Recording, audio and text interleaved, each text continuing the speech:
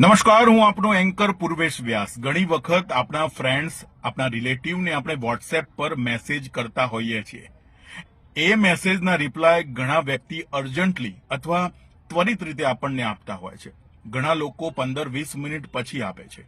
ઘણા લોકો 24 કલાક પછી આપે છે. ઘણા તો કોઈ દિવસ એ મેસેજનો રિપ્લાય જ નથી આપતા. એનો મતલબ એ નથી કે બધા લોકો બિઝી છે. જીવનમાં એટલા બધા પણ લોકો બિઝી નથી હોતા કે તમારા વોટ્સએપ મેસેજને રિપ્લાય ન આપી શકે. પરંતુ વોટ્સએપ મેસેજ મોકલનારનું સમાજમાં વેલ્યુ, એનું ઇકોનોમિક સ્ટેટસ અને ઇમેજ કેવી છે એના આધારે તમને રિપ્લાય મળતો હોય છે.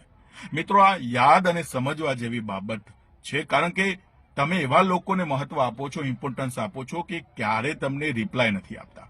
જે ત્વરિત અથવા અર્જન્ટલી રિપ્લાય આપે છે, તમારા કામમાં આવે છે, એને હંમેશા અગ્રિમ હરોળમાં રાખવા જરૂરી છે. અને જે ક્યારે તમને રિપ્લાય નથી આપતા એને તમારા જીવનમાંથી ડિલીટ કરવા ખૂબ જરૂરી છે. આ વિડીયો ગમે તો જરૂરથી શેર કરજો. હું પણ જોઉં છું તમે આ વિડીયોને કેટલા રિપ્લાય આપો છો. ધન્યવાદ.